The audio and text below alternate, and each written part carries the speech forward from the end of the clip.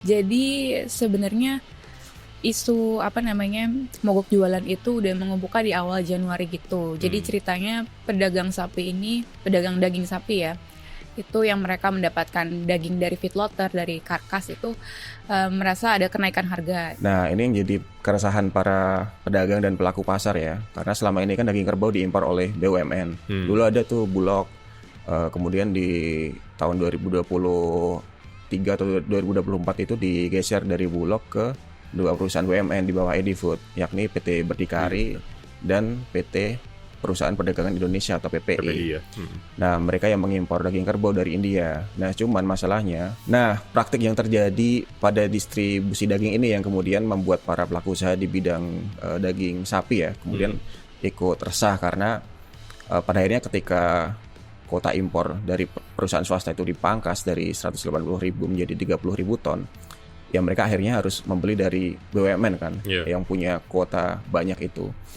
Nah, tapi berdasarkan informasi yang kita terima dari para pengusaha, mereka nggak bisa beli langsung dari BUMN. Lagi-lagi mereka harus melalui distributor yang ditunjuk oleh BUMN itu. Artinya apa? Artinya rantai pasok makin panjang lagi kan, dan harga ikut merangkak juga. Bahwa tata kelola daging sapi ini agak cukup unik dan agak rumit gitu ya. Karena pertama HS code atau kode HS untuk impor jenis daging aja tuh ada banyak banget gitu ya. Dan kemudian impor daging dan impor sapi utuh pun juga berbeda gitu. Bahkan Kenaikan harga telur itu pemerintah sempat bilang kalau ini adalah karena makan bergizi gratis.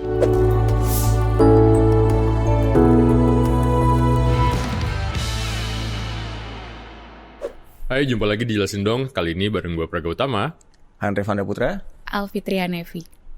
Buat kalian yang pengen dukung jurnalisme berkualitas, jangan lupa subscribe Tempo Plus. Jangan baca dan sebarkan artikel bajakan karena di situ ada hak ciptanya. Oke, Van. Kita kedatangan pemain baru nih. Oh ya, Alfi. Alfi ini sehari-hari liputan di mana, Vi? Di sektorial. Sektorial ya. Sektorial termasuk pangan juga berarti. Pangan, Kementerian Pertanian, Badan Pangan Nasional. Oke, jadi suka belusukan ke pasar-pasar nih Alfi ini. Dan kabarnya Alfi udah pernah ditandain katanya di satu kementerian. Benar nggak, Vi? Nah, ini pas ya momennya karena awal Ramadan, terus juga lagi rame-rame nih, dan ini sebenarnya isu yang berulang ya, harga pangan tiap Ramadan gitu. Nah, ini ada cerita apa nih, Vi, di lapangan? Per hari ini 19 Februari 2026 itu kalau secara harian memang ada penurunan gitu. Cuman perlu digarisbawahi, penurunan itu terjadi, tetapi di beberapa komoditas yang banyak juga dikonsumsi seperti daging ayam, telur ayam itu masih di atas harga acuan pembelian. Oh, HAP ya. Biar aku nggak salah, aku sambil baca kali ya. Misalnya cabai rawit merah ya, yang sekarang itu hari ini 74.585 per kilogram. Kan HAP-nya atau harga acuan pembeliannya itu di 40.000 sampai 57.000. Artinya ini melonjak 31% dibandingkan HAP. Terus minyak kita itu kan harga acuannya itu 15.700. Kalau sekarang itu 16 ribuan, dan ini masih naik dari beberapa bulan sebelumnya gitu. Dan mungkin terakhir ya yang jadi sorotan daging ayam dan juga telur ayam yang masih di atas HP. Mahal banget ya belakangan. Iya. Meskipun di atas HP masih mepet-mepet gitu sih, kayak misalnya daging ayam tuh sekarang 40.779, HP-nya kan 40 ribuan. Kalau misalnya telur ayam tuh di atas 30.000, misalnya 31.000, HP-nya tuh 30.000 gitu. Oke, ini faktor karena ada kenaikan demand juga ya, permintaan di pasar jelang Ramadan. Iya. Orang mencari bahan. Iya, kalau kata Menteri Perdagangan Budi Santoso sih begitu bilangnya. Walaupun di beberapa komoditas memang selalu di atas HET ya. Iya. Misalnya minyak kita dan beberapa komoditas lain juga. Nah, itu tadi beberapa komoditas yang masih mengandalkan dari produksi dalam negeri ya. Misalnya soal cabai rawit, terus juga daging ayam. Nah, ada juga beberapa komoditas yang kita masih perlu impor nih karena produksi di dalam negeri tidak ada atau terbatas. Nah, ini apa aja? Gak ada info nggak? Ya, ini juga memang ada beberapa komoditas ya, seperti daging sapi gitu ya, terus juga gula, gandum, segala macam yang memang tahun ini ada semacam gejolak lah di pasar gitu ya. Nggak cuma menjelang Ramadan, tapi ternyata dari awal Januari, ini awal tahun, memang udah ada gejolak gitu. Nah, pemicunya adalah di rapat koordinasi terbatas ya, waktu akhir Desember, di mana pemerintah waktu itu menentukan neraca pangan tahun 2026 ya. Nah, di situ kan ditetapkan ada beberapa komoditas yang memang akhirnya dikurangi kuotanya, di stop kuotanya atau dipindahkan kuotanya gitu. Dari yang tadinya di ini sama swasta kemudian dialihkan misalnya ke BUMN. Ada juga seperti gula misalnya, pemerintah bilang tahun ini kita tidak akan impor gitu ya. Gula rafinasi ini ya, Gula rafinasi konsumsi. untuk industri, betul. Tapi kan pada akhirnya itu akan berdampak ke pasar juga gitu. Karena gara-gara pengumuman Rakortas waktu Desember itu ada beberapa sektor usaha yang kemudian merasa terancam nih gitu. Seperti importir daging sapi nih yang kuotanya berkurang drastis. Kalau tahun lalu tuh mereka dapat 180.000 ton tuh buat masukin daging sapi impor ya dari luar negeri. Nah, di tahun ini mereka cuma dapat 30.000 ton. Sisanya yang sekitar 250.000 ton itu dikasihkan ke BUMN. Nah, sementara di komoditas lain misalnya seperti tadi ya gula rafinasi itu akan tetap impor, tapi gula konsumsi akan di stop impornya gitu. Nah, sementara seperti di komoditas lain kayak misalnya gula ya, tadi kan rafinasi pemerintah memutuskan untuk tetap impor karena kebutuhan industri gitu ya. Tapi untuk gula konsumsi sendiri yang dikonsumsi oleh masyarakat itu di stop impornya gitu. Begitu juga dengan bawang putih yang karena produksi kita masih kurang, kita masih mengandalkan dari luar negeri, itu tetap diputuskan untuk impor, meskipun pemerintah mencanangkan ya dalam waktu mungkin 5 tahun ke depan kita udah stop gitu. Nah, persoalannya si kuota-kuota impor ini, izin-izin impor yang dipegang oleh pengusaha ini juga turunnya agak lama nih, realisasinya agak telat. Nah, banyak yang izin-izin itu baru muncul atau keluar di Februari. Jadi mereka prosesnya baru bisa dijalankan bahkan sebelum Ramadan gitu ya. Jadi stok berkurang dan itu kenapa harga komoditas kita menjelang Ramadan ini naik ya, beberapa komoditas gitu. Selain tentunya gara-gara permintaan yang juga memang meningkat.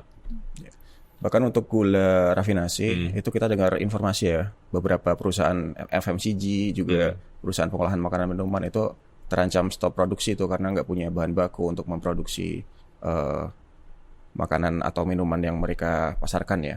Betul. Nah, sementara untuk rencana menyetop gula konsumsi ya kita berharap aja semoga bisa terrealisasi karena tahun lalu sebetulnya janji ini sudah diucapkan juga ya oleh pemerintah di akhir tahun 2024. Ternyata di bulan Februari diputuskan untuk mengimpor gula kristal mentah ya atau raw sugar sebanyak 200.000 ton. Tahun lalu yang kemudian banyak diprotes oleh petani karena mereka menganggap bahwa produksi masih cukup, kenapa masih impor. Nah, pemerintah beralasan itu untuk cadangan pangan. Tapi sebenarnya itu penyebab pemerintah mengubah tata kelola impor gula kenapa sih? Nggak cuma gula ya, sebenarnya tadi komoditas-komoditas itu kan tata kelolanya diubah ya, dari sisi importirnya dipindah ke BUMN gitu ya, terus kuotanya mungkin yang untuk swasta dikurangi. Ya sebetulnya tujuannya bagus lah ya, bahwa sesuai dengan undang-undang pemerintah menjamin kebutuhan warga gitu ya, dengan menghandle atau mendatangkan bahan-bahan pokok gitu ya. Tujuannya atau niatnya tuh pengen ketika ada gejolak harga pasar di pasar gitu ya, pemerintah bisa intervensi.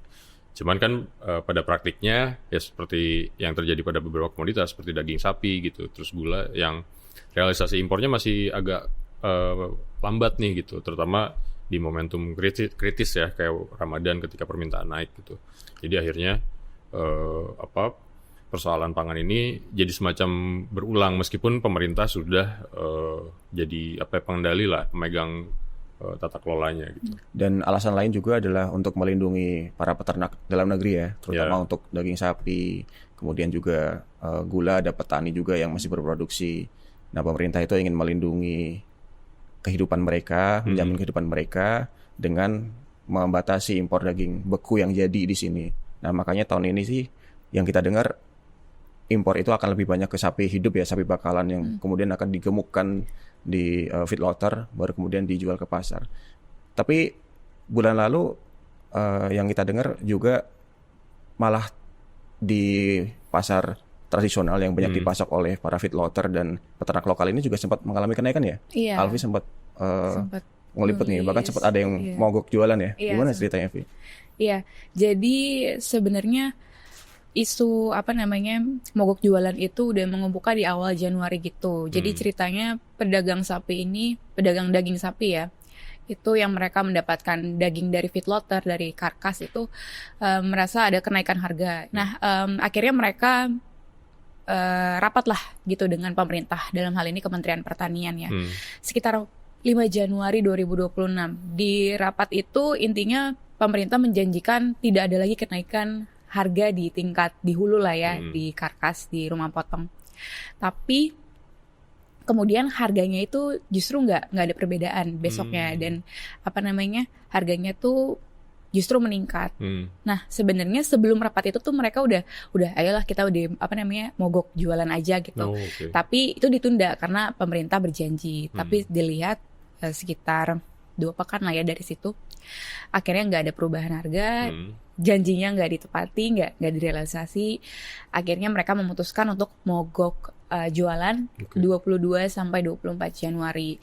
Nah, mogok jualan ini sebenarnya dilakukan bukan karena protes terhadap pemerintah aja, tetapi juga mereka bingung jualan karena kalau misalnya mereka jualan harga misalnya di tingkat hulu tuh 105.000 gitu, tapi sekarang naik ke 110.000. Itu kan ada kenaikan ongkos dan lain sebagainya. Itu kan harus mengikuti ya. Jadi misalnya dari 130.000 harus ke 140.000. Tapi di konsumennya itu mereka itu nggak bisa leluasa karena konsumennya tuh kalau misalnya kata pedagang di pasar tuh juga kayak jangan dinaikin gitu kan, daya belinya ada persoalan daya beli, mereka juga menyadari itu. Sensitif makanya ya terhadap kenaikan harga. Iya, jadi karena bimbang dilema itu ya udahlah nggak usah jualan dulu 22 sampai 24 Januari. Di hari pertama mogok itu 22 Januari kebetulan Badan Pangan Nasional itu mengadakan rapat yang dipimpin oleh Kepala Badan Pangan Nasional Amran Sulaiman. Sekaligus Menteri Pertanian ya? Sekaligus Menteri Pertanian. Ini yang dia marah itu ya? Bakal nyari siapa yang bikin harga mahal ya? Iya, dia bakal mengancam mencabut izin Bitlotter. Oke, jadi di rapat itu mereka mengundang asosiasi lah di situ untuk ngedetailin kira-kira gimana nih pasokan sama harga di menjelang Ramadan itu apakah nanti aman. Termasuk di situ pedagang dagingnya. Nah, di rapat itu akhirnya setelah rapat Amran menggelar konferensi pers itu mengumumkan kalau misalnya pedagang daging itu sepakat kalau mau jualan lagi di hari itu karena ada intervensi pemerintah di rapat itu. Mereka sepakat kalau harga di tingkat feedlotter sapi timbang hidup itu 55.000 per kilogram. Sebelumnya ya kenaikan harga itu sudah terjadi di November. Jadi pedagang daging itu udah nyadar dari November lah. Bertahap lah ya. Bertahap. Dari berapa tuh, Vi? Kalau mereka sih nyebutnya 47.000 lah di November itu udah 47. Kemudian di Desember naik, lalu di Januari itu sekitar 55.000-an. Nah, kemudian akhirnya di rapat itu disepakati bahwa feedlotter itu janji harganya 55.000 gitu. Pas gitu ya, nggak akan naik lagi. Nggak akan naik lagi, iya nggak akan naik lagi gitu. Kenapa 55.000? Jadi kenaikan harga sapi timbang hidup di feedlotter itu dipengaruhi oleh salah satunya kurs rupiah ya terhadap dolar. Rupiah kita kan bergejolak banget ya belakangan ya. Iya, waktu itu melemah. Hampir 17.000 melemahnya kan, walaupun masih berlanjut juga. Nah itu akhirnya oke lah fair antara feedlotter dan juga pedagang daging sapi gitu kan. Nah 22 Januari itu kan rapat ya. Nah di 2 hari setelahnya aku mampir ke pasar Pondok Labu. Di situ aku ke pedagang daging lah ya. Ada beberapa yang jualan sekitar 4 gitulah. Aku wawancara dan beberapa masih mogok jualan gitu. Ya, akhirnya mereka menjualnya di angka sekitar 130.000. Padahal kata dia tuh dengan kenaikan harga di feedlot itu harusnya naiknya jadi 140.000. Jadi margin yang dia dapat terus menipis ya sampai sekarang. Iya. Bentar, ini kayaknya perlu dijelasin dulu. Kalau di pasar tradisional tuh kan memang dagingnya tuh memang dari pemotongan ya, pemotongan lokal gitu. Feedlotter tadi ya, penggemukan kemudian dipotong secara lokal gitu ya. Tapi tetap aja mereka terpengaruh kurs karena sapi itu tetap diimpor dari luar negeri gitu ya. Dan ini yang jadi salah satu kewajiban imported daging gitu. Jadi harus dijelaskan bahwa mungkin ya penonton jelasin dong biar lebih jelas juga gitu bahwa tata kelola daging sapi ini agak cukup unik dan agak rumit gitu ya. Karena pertama HS code atau kode HS untuk impor jenis daging aja tuh ada banyak banget gitu ya. Dan kemudian impor daging dan impor sapi utuh pun juga berbeda gitu. Bahkan untuk sapi bakalan ada, untuk sapi perah juga ada gitu. Nah udah setahun terakhir ini pemerintah mewajibkan importir daging sapi yang biasanya cuma ngedatengin daging itu juga mendatangkan sapi bakalan ya dan sapi perah gitu. Tujuannya memang untuk swasembada di dalam negeri gitu ya. Menaikkan populasi ya. Menaikkan populasi sapi di tanah air gitu. Ya itu tujuannya bagus. Tapi kan persoalannya para importer ini memang punya fasilitas gitu. Emang mereka mampu gitu ya. Dan beberapa pengusaha yang kita temui ya mengaku khawatir ngapain gue datengin sapi kalau misalnya di sini masih banyak penyakit kuku dan mulut gitu ya. Jadi artinya gitu meski dengan tata kelola yang rumit ini ditambah berbagai persyaratan ya tetap aja gitu meskipun dipotong secara lokal daging sapinya gitu ya tetap terpengaruh harga kurs. Nah sementara yang tadi impor daging langsung juga kesulitan karena kuotanya berkurang. Nah ini menggambarkan betapa rumitnya gitu ya tata kelola impor daging dan sapi kita gitu ya. Ada upaya lain nih dari pemerintah ya untuk mengendalikan harga daging sapi. Sebetulnya sih udah agak lama ya, selain tadi yang disampaikan oleh Alfi menetapkan harga di tingkat feedlotter 55.000, kemudian juga penguasaan ke badan usaha milik negara untuk impor daging beku. Nah, sebetulnya ada upaya lain untuk mengimbangi harga daging sapi ini dengan cara mengimpor komoditas lain yang serupa ya atau fungsinya sama, yaitu daging kerbau dari India. Ini sebetulnya kebijakan yang sudah cukup lama ya, sekitar 10 tahun lalu, dengan tujuan supaya harga daging yang terus naik itu dia bisa ada pengimbangnya tuh. Jadi orang punya alternatif lain untuk mengonsumsi daging, nggak harus daging sapi yang mahal tapi daging kerbau. Karena daging kerbau itu kalau dari India itu cukup murah ya, mungkin sekitar ya 40-50 ribuan lah kalau dirupiahkan dari sana. Nah di sini di Indonesia sebetulnya ditargetkan untuk harga daging kerbau di pasar itu 80.000. Nah cuman pada kenyataannya harapan itu tidak terjadi karena orang-orang yang membeli daging kerbau sekarang harus rogoh kocek sampai 100 ribuan ya. Bahkan ya di atas 90.000 lah. Sudah di atas. Dan menjelang Ramadan ini kita cek ya udah tembus 100 ribu lebih ya. Walaupun mungkin ada beberapa spesifikasi daging yang mungkin masih di bawah itu ya, karena kan macam-macam jenisnya. Tapi kenapa sih Van harga daging kerbau itu terus tinggi? Nah ini yang jadi keresahan para pedagang dan pelaku pasar ya, karena selama ini kan daging kerbau diimpor oleh BUMN. Dulu ada tuh Bulog, kemudian di tahun 2023 atau 2024 itu digeser dari Bulog ke dua perusahaan BUMN di bawah Edifood, yakni PT Berdikari dan PT Perusahaan Perdagangan Indonesia atau PPI. Ya. Nah, mereka yang mengimpor daging kerbau dari India. Nah, cuman masalahnya perusahaan BUMN ini mereka tidak punya outlet yang memadai lah untuk menyalurkan daging kerbau ini langsung ke pasar atau ke para produsen misalnya bakso atau mie ayam gitu ya. Nah, makanya dia pakai distributor. Nah, jadi dia jual daging itu ke distributor, barulah para konsumen ini atau para produsen di bidang daging ini membelinya dari para distributor dari PT Berdikari dan PT PPI ini. Nah, sebetulnya ada sekitar 12 perusahaan distributor ya yang ditunjuk oleh BUMN ini untuk mendistribusikan daging kerbau.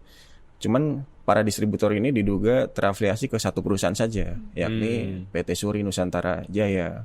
Oh, ini sempat dilaporkan ke Komisi Pengawas Persaingan Usaha ya, sekitar beberapa bulan lalu kan, oleh pengusaha Persis. Ya, kita dapat surat protes ya atau komplain dari para pelaku usaha daging, terutama dari para pedagang ke KPPU. Walaupun ketika kita konfirmasi ke KPPU, mereka bilangnya sih belum masuk surat atau laporan itu. Nah, tapi KPPU ketika kita kontak ya, mereka bilang sih belum ada laporan resmi yang masuk tentang daging kerbau itu. Walaupun dari dokumen yang kita baca udah cukup jelas ya, laporan itu apa saja yang dikeluhkan dan apa saja yang diharapkan akan dilakukan oleh KPPU. Nah, maka sampai hari ini belum jelas bagaimana kabar dari pengaduan itu. Nah, soal penguasaan distribusi oleh PT Suri Nusantara Jaya ini yang kemudian banyak dikeluhkan oleh para pelaku usaha ya dan para pedagang karena akhirnya harga daging menjadi lebih mahal karena kan ada satu titik tambahan ya di dalam rantai pasok itu. Semakin panjang maka semakin mahal juga. Para pedagang ini nggak bisa beli langsung ke BUMN. Kalau dari penjelasan BUMN yang kita terima, karena memang untuk pembelian daging ini harus ada prasyaratnya ya. Dia nggak bisa beli eceran gitu, berapa kilo harus langsung dalam jumlah besar. Nah, itulah kenapa BUMN ini ketika mengimpor daging, mereka nggak pakai duit mereka sendiri karena mereka nggak punya modal ya untuk membeli itu. Makanya mereka pakai modal dari para perusahaan swasta juga. Jadi para perusahaan swasta ini bayar uang muka, Baru kemudian daging yang mereka beli, BUMN beli ini distribusikan ke para perusahaan swasta yang tadi sudah memberikan modal. Ya, jadi kalau ilustrasinya, meskipun si perusahaan BUMN ini udah punya kuota, tapi mereka mendatangkan sesuai pesanan si perusahaan swasta ini ya. Persis. Jadi gue sempat WhatsAppan ya dengan Bu Diana gitu, yang pemilik PT Suri Nusantara ini. Dia bilang kerjasama dengan BUMN atau Berdikari dan PPI itu justru upaya perusahaan untuk membantu membeli daging yang memang sesuai dengan kebutuhan perusahaan gitu, kebutuhan Suri sendiri gitu. Dan dia juga bilang sebagai perusahaan distributor daging, dia termasuk yang juga membeli sapi hidup untuk dimasukkan ke Indonesia gitu. Oke. Nah, praktik yang terjadi pada distribusi daging ini yang kemudian membuat para pelaku usaha di bidang daging sapi ya, kemudian ikut resah karena pada akhirnya ketika kuota impor dari perusahaan swasta itu dipangkas dari 180.000 menjadi 30.000 ton, ya mereka akhirnya harus membeli dari BUMN kan, yang punya kuota banyak itu.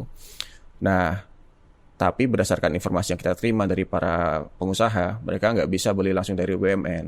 Lagi-lagi mereka harus melalui distributor yang ditunjuk oleh BUMN itu. Artinya apa? Artinya rantai pasok makin panjang lagi kan, dan harga ikut merangkak juga. Ya, kemarin juga gue kontakan ya sama salah satu pengusaha daging gitu yang bilang, ya memang akhirnya mereka dapat lah kuota itu ya, yang 30.000 itu dibagi untuk 105 perusahaan. Artinya masing-masing perusahaan mungkin kalau dirata-ratakan kuotanya jadi sekitar 400-an ton lah ya, daging gitu. Cuman mereka baru dapat itu di bulan Februari, realisasinya mungkin sekitar 2 bulan, jadi daging mereka itu baru masuk di bulan Maret atau April lah. Jadi akhirnya mereka memang saat ini untuk sebagian yang stoknya masih ada, masih bisa jualan, tapi yang enggak tadi benar harus beli lewat distributor yang memang sudah berkolaborasi dengan BUMN ya. Nah itu yang bikin harga di lapangan akhirnya kemudian jadi lebih mahal gitu ya, harga daging. Jadi dampaknya adalah tetap balik lagi ke konsumen gitu ya.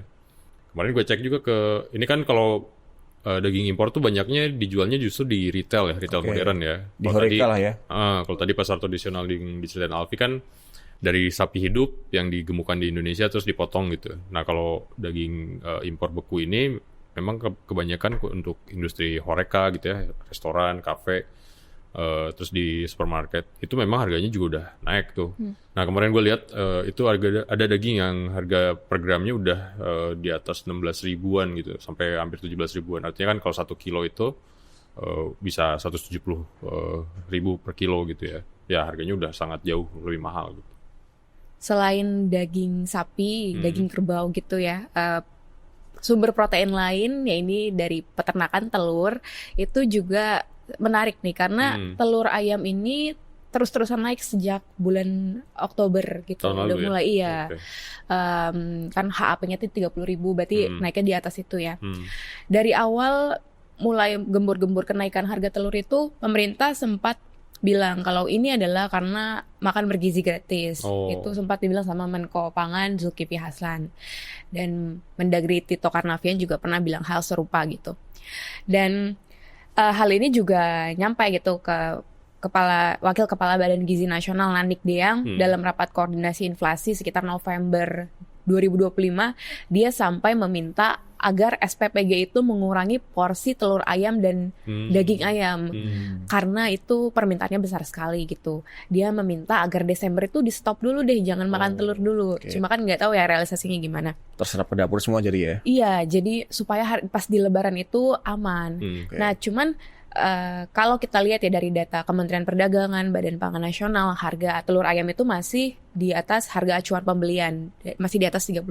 Nah, tapi selain karena MBG juga yang kita dengar karena ada faktor dari harga pakan juga ya, dari jagung yang terus naik karena pemerintah kan stop impor jagung nih. Sementara produksi dalam negeri ya belum terlalu ada lonjakan signifikan lah, akhirnya kan harga naik.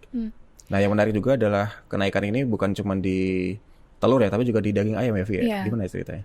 Ya, kalau sebenarnya daging ayam itu kan sekarang HAP-nya 40.000. Nah, dijualnya tuh sekarang ya di atas HAP lah ya. Ini juga jadi perhatian dari pemerintah. Kalau dari respons pemerintah kemarin, Menteri Perdagangan Budi Santoso pada 18 Februari 2026 itu, dia mengatakan sebenarnya pasokan daging ayam itu nggak ada masalah, bukan. Justru karena sekarang permintaannya tuh lagi bagus karena ditopang oleh MBG. Jadi karena permintaannya bagus, ada peternak itu berani untuk memproduksi daging sebanyak-banyaknya. Jadi dia bilang ketika permintaannya ada, supply-nya ada, itu kayaknya nggak mungkin kalau harganya melonjak gitu. Meskipun pada kenyataannya di pasar tetap ada kenaikan ya. Jadi dugaan dia itu ada dua. Yang pertama pasokannya yang nggak ada, yang kedua itu adalah permintaannya yang tinggi. Nah tapi kalau dia tuh lebih ke permintaan yang tinggi sih, menjelang Lebaran gitu. Kalau dia HKBN gitu. Nah tapi ada hal yang menarik ya soal daging ayam ini, karena ada satu fenomena yang terus berulang di periode-periode tertentu itu ketika harga daging ayam tinggi di pasar, di konsumen, justru harga ayam hidup atau live bird di peternak itu rendah. Jadi katakanlah di pasar mungkin sampai 45.000, 48.000 gitu ya di atas HET.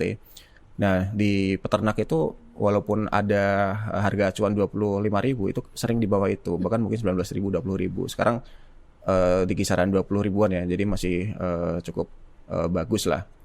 Nah ini yang kemudian sering jadi keresahan peternak lah, terutama peternak rakyat atau mandiri ya. Nah ini fenomena menarik. Tadi si Alfi juga bilang kalau sebenarnya produksi ayam kita masih oke ya, masih banyak gitu. Tapi jangan lupa Januari kemarin tuh kan Danantara ngumumin mau bikin program hilirisasi ayam nih. Pan. Nah ini tujuannya apa? Kan tadi pasokan dalam negeri sebenarnya nggak masalah gitu ya. Tapi tiba-tiba pengen bikin peternakan di mana-mana nih. 6 lokasi ya kalau nggak salah. 6 lokasi untuk tahap awal ini ya. Nah ini menarik nih karena ini sudah diumumkan oleh Menteri Pertanian ya, Amran Sulaiman, dari sekitar awal November 2025. Dan banyak para pelaku usaha di sektor perunggasan ya, para peternak, mereka punya kalkulasi yang tidak sebesar itu, Jadi menurut mereka kebutuhan tambahan daging ayam itu cuma sekitar ya 400 ribuan sampai 600 ribu ton lah. Kalau misalnya jumlah penerimaan manfaat ini optimal ya. Nah, karena itu para pelaku usaha di sektor perunggasan ini mengkritik ya kebijakan pendirian pabrik pakan dan peternakan ayam terintegrasi ini, karena itu diiringi juga dengan adanya kenaikan kuota impor grain parent stock nih. Itu bibit nenek ayam ya. Jadi walaupun kita katakanlah sudah swasembada daging ayam menurut pemerintah, tapi untuk di hulunya kita masih impor dari perusahaan di Amerika, di Eropa ya. Itu per tahun sekitar 500-an ribu ekor. Nah, tahun lalu itu sekitar 578 ribu ekor ya yang kita impor GPS dari luar negeri. Nah, tahun ini ada lonjakan sangat signifikan, yakni sampai 800 ribu ekor.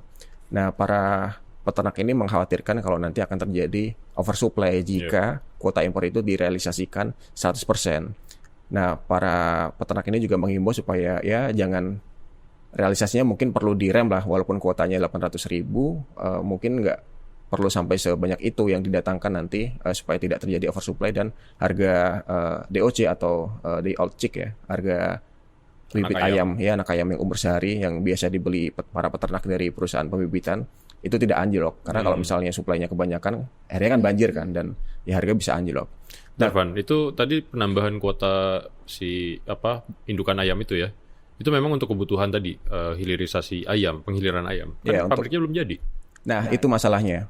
Jadi salah satu perusahaan yang dapat lonjakan kuota impor GPS cukup signifikan itu lagi-lagi BUMN ya, PT Berdikari tadi. Tahun lalu cuma dapat 800 ribu ekor, tahun ini 95 ribu ekor. Sementara peternakan ayam atau kandang GP yang tadi mau dibangun itu kan baru di groundbreaking tanggal 6 Februari lalu ya.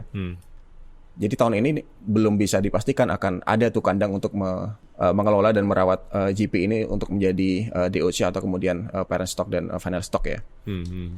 Nah, para peternak mengkhawatirkan kalau nanti Berdikari ini akhirnya ya menjual lagi kuota impor GPS itu ke perusahaan existing gitu yang emang mereka udah punya kandang. Jadi mereka istilahnya bermitra lah dengan perusahaan-perusahaan existing.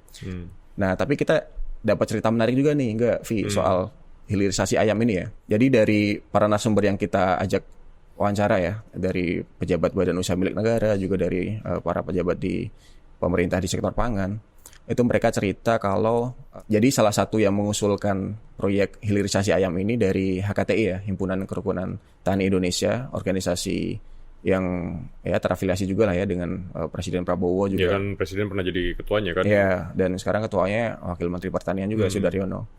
Mereka mengusulkan supaya ada penyeimbang lah dari struktur pasar perunggasan yang selama ini dinilai timpang karena kan pangsa pasar terkonsentrasi di segelintir pemain ya, terutama Java, Chalerone Pokphand. Jadi tahun lalu Chalerone Pokphand misalnya dia dapat kuota impor GPS sebanyak 220.000 ekor, sementara Java sekitar 160.000 ekor.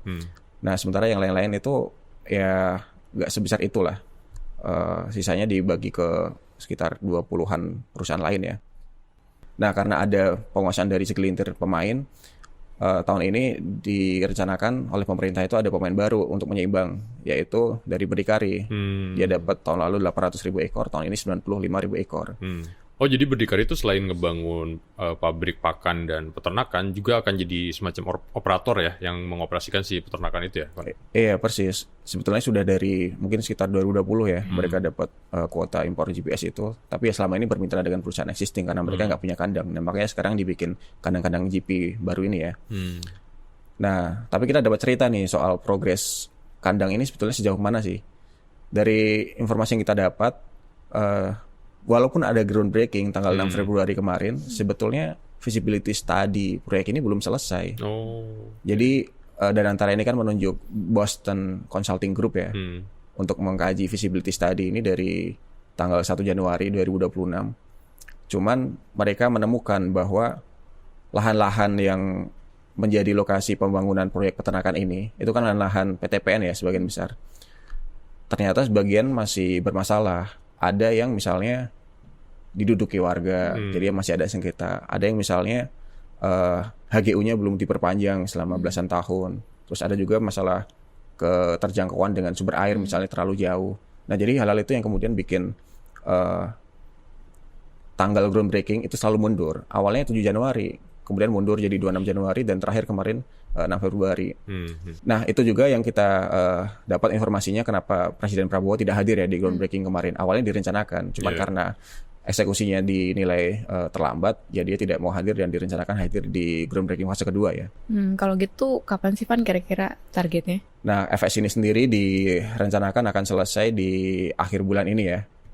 Untuk 6 lokasi dan ya lokasi-lokasi lain nanti menyusul lah bertahap.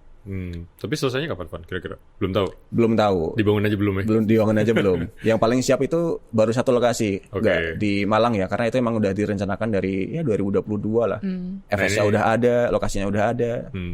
Ini detailnya ada tulisan lo di majalah Pekan ini ya? Iya betul. Nah selain peternakan yang bermasalah juga soal pakan ya, karena mulai tahun ini ada pergeseran penguasaan kuota impor soybean meal ya, yang sekitar porsinya 25% lah dari pakan ternak itu digeser dari yang sebelumnya full oleh swasta ke Berdikari juga, yang membuat para peternak ini resah karena apakah mereka sudah punya infrastruktur misalnya dan punya jejaring di luar negeri.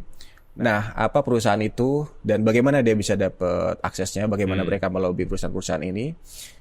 Selengkapnya baca di majalah Tempo ya. Oke, cukup kayaknya ya. Kita tutup episode kali ini. Nah, tapi sebelumnya berarti sikap Tempo gimana nih terhadap ini? Sorry kelupaan. Ya kalau sikap Tempo jelas ya. Sebenarnya kita kan tidak menolak upaya pemerintah untuk menghadirkan swasembada pangan gitu ya, untuk menyediakan pangan murah lewat intervensi ini. Justru ini semangat yang baik, perlu kita dukung gitu. Tapi kan pada perjalanannya itu tadi ya, tata kelolanya karena diubah, pasar jadi bergejolak gitu ya, dan harga juga ikut bergejolak naik gitu, stok juga kemudian seret di pasaran untuk beberapa komoditas gitu. Nah ini kan terlihat seperti terburu-buru gitu ya pemerintah, padahal kan pangan ini isu yang cukup sensitif gitu dan sangat berpengaruh terhadap tingkat inflasi segala macam. Nah soal tadi ya proyek ayam juga sebetulnya kan memang bagus ya semangatnya emang untuk agar negara hadir lah gitu dan harga-harga mungkin bisa lebih murah. Tapi balik lagi kalau tadi lihat cerita Revan, dengar cerita Revan, kayaknya masih banyak hal yang perlu dibenahi, terutama kesiapan BUMN ya sebagai pelaksana proyek. Dan perencanaannya juga harus matang ya. Betul. Oke, cukup. Saksikan terus Jelasin Dong di YouTube, Tempo.co, dan Spotify. Sampai jumpa.